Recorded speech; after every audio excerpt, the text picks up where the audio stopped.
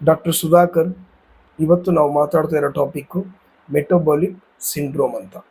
ಈ ಮೆಟಬಾಲಿಕ್ ಅಪ್ಪ ಅಂತಂದರೆ ನಾವು ದಿನನಿತ್ಯದ ಕಾರ್ಯಗಳಿಗೆ ನಾವು ಏನೆಲ್ಲ ಪದಾರ್ಥಗಳನ್ನು ತಿಂತಿದ್ದೀವಿ ಆ ಪದಾರ್ಥದಿಂದ ಎನರ್ಜಿಯಾಗಿ ಕನ್ವರ್ಟ್ ಆಗುವಂಥ ಪ್ರೊಸೆಸ್ನೇ ನಾವು ಮೆಟಬಾಲಿಕ್ ಪ್ರೊಸೆಸ್ ಅಂತ ಕರಿತೀವಿ.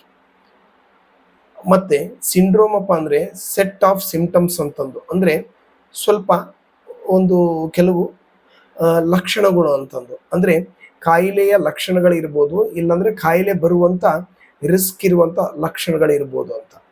ಅಂದರೆ ಮೆಟಬಾಲಿಕ್ ಸಿಂಡ್ರೋಮ್ ಅಪ್ಪ ಅಂತಂದರೆ ನಾವು ಬಿಡಿ ಬಿಡಿಯಾಗಿ ನೋಡಿದ್ವಿ. ಮೆಟಬಾಲಿಕ್ ಅಂದ್ರೆ ಏನು, ಸಿಂಡ್ರೋಮ್ ಅಂದ್ರೆ ಏನು. ಈಗ ಮೆಟಬಾಲಿಕ್ ಸಿಂಡ್ರೋಮ್ ಅಪ್ಪ ಅಂದರೆ ಇದರಲ್ಲಿ ಒಂದು 5 ಲಕ್ಷಣಗಳು ಇರ್ತವೆ. ಆ 5 ಲಕ್ಷಣಗಳು ಯಾರಿಗೆ 3ಕ್ಕಿಂತ ಹೆಚ್ಚು ಲಕ್ಷಣಗಳು ಇರ್ತವೆ ಒಬ್ಬ ಮನುಷ್ಯನಿಗೆ, ಆ ಮನುಷ್ಯನಿಗೆ ಒಂದು ತೊಂದರೆ ಕಾಣಿಸ್ಕೊಳ್ಬೋದು ಅಂತಂದು. ಹಾಗಾದರೆ ಆ 5 ಲಕ್ಷಣಗಳು ಏನು ಅಂತ ನೋಡೋಣ. ಮೊದಲನೇ ಲಕ್ಷಣ ಅಪ್ಪ ಅಂದರೆ ಒಂದು ಎಬ್ಡಾಮಿನಲ್ ಒಬ್ಯಾಸಿಟಿ, ಅಂದರೆ ಒಂದು ಅನ್ಕಂಟ್ರೋಲ್ಡ್ ಒಬ್ಯಾಸಿಟಿ ಅಂತ ಹೇಳ್ಬೋದು. ಅಂದರೆ ಹೊಟ್ಟೆ ಸುತ್ತಳತೆ ಏನಿದೆಯಲ್ಲ, ಅಂದರೆ ಹೊಟ್ಟೆ ಒಬ್ಯಾಸಿಟಿ ಜಾಸ್ತಿ ಇದ್ದವ್ರನ್ನ ಈ ರಿಸ್ಕಲ್ಲಿ, ಈ ಒಂದು ಮೆಟಬಾಲಿಕ್ ಸಿಂಡ್ರೋಮ್ ರಿಸ್ಕಲ್ಲಿ ಇರ್ತಾರೆ ಅಂತ ಹೇಳ್ಬೋದು. ಎರಡನೇದು ಏನಪ್ಪ ಅಂದರೆ ಹೈ ಬ್ಲಡ್ ಪ್ರೆಷರ್, ಅಂದರೆ ಯಾರಿಗೆ ಜಾಸ್ತಿ ಅನ್ಕಂಟ್ರೋಲ್ಡ್ ಬಿ ಪಿ ಇದೆಯೋ, ಅಂದರೆ ಸರಿಯಾಗಿ ಕಂಟ್ರೋಲ್ ಮಾಡ್ದೇನೆ ಹೈ ಬ್ಲಡ್ ಪ್ರೆಷರ್ ಯಾವಾಗಲೂ ಇರುತ್ತೋ ಅಂಥವರು ಈ ರಿಸ್ಕಲ್ಲಿ ಇರ್ತಾರೆ ಅಂತ ಹೇಳ್ಬೋದು. ಆಮೇಲೆ ಮೂರನೇದ್ರಪ್ಪ ಅಂದರೆ ಹೈ ಟ್ರೈಗ್ಲಿಸರೈಡ್ಸ್, ಇದು ಒಂದು ಥರ ಬ್ಯಾಡ್ ಕೊಲೆಸ್ಟ್ರಾಲ್ ಥರನೇ. ಇದು ಯಾರಿಗೆ ಒಂದು ಇರೋ ರೇಂಜ್ಗಿಂತ ಜಾಸ್ತಿ ಯಾವಾಗಲೂ ಇರುತ್ತೋ ಅಂಥವ್ರು ಕೂಡ ಈ ರಿಸ್ಕಲ್ಲಿ ಇರ್ತಾರೆ ಅಂತ ಹೇಳ್ಬೋದು.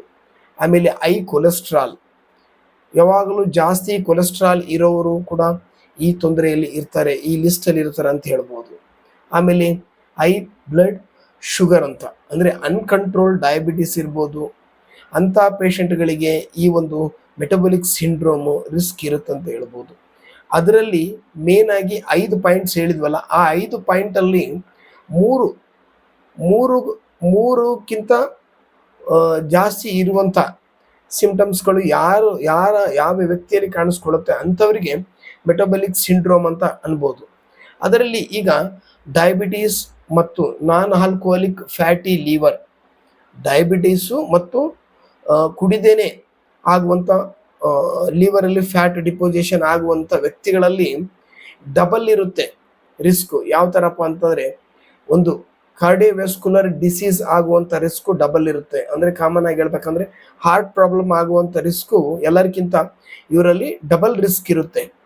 ಹಾಗಾಗಿ ಇದನ್ನು, ಈ ಮೆಟಬಾಲಿಕ್ ಸಿಂಡ್ರೋಮ್ ಇದೆ ಅಂತ ಗೊತ್ತಾದ ನಂತರ ಡಾಕ್ಟರ್ ಸಂಪರ್ಕಕ್ಕೆ ಹೋಗಿ ಸರಿಯಾಗಿ ಅದರದ್ದು ಮಾಹಿತಿ ತಗೊಂಡು ಎಷ್ಟೆಷ್ಟು ಕೊಲೆಸ್ಟ್ರಾಲ್ ಎಷ್ಟಿದೆ, ಮತ್ತು ನಮ್ಮ ಹೊಟ್ಟೆ ಸುತ್ತಳತೆ ಎಷ್ಟು, ಅದು ಎಷ್ಟಿರಬೇಕು ನಮ್ಮ ಹೈಟಿಗೆ ವೇಟಿಗೆ ಅಂತ ತಿಳ್ಕೊಂಡು, ಆಮೇಲೆ ಕೊಲೆಸ್ಟ್ರಾಲ್ ಲೆವೆಲ್ ಆಗಲಿ, ಟ್ರೈಗ್ಲಿಸರೈಡ್ ಲೆವೆಲ್ ಆಗಲಿ, ಆಮೇಲೆ ಈ ಡಯಾಬಿಟೀಸ್ ಆಗಲಿ, ಇದನ್ನು ಕಂಟ್ರೋಲ್ ಮಾಡ್ಕೊಂಡಿದ್ರೆ ಸರಿ. ಇಲ್ಲಪ್ಪ ಅಂತಂದ್ರೆ ಏನಾಗುತ್ತೆ ಅಂದರೆ ರಿಸ್ಕಲ್ಲಿ ಹೋಗ್ತೀರಾ. ಯಾವ ರಿಸ್ಕ್ ಅಪ್ಪ ಅಂದರೆ ಒಂದು ಹಾರ್ಟ್ ಪ್ರಾಬ್ಲಮ್ ಆಗುವಂಥ ರಿಸ್ಕಲ್ಲಿ ಬೀಳ್ತಾರೆ ಕಾಮನ್ ಆಗಿ.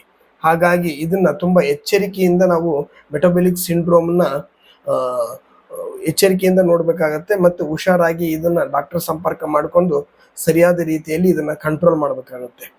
Okay friends, thank you.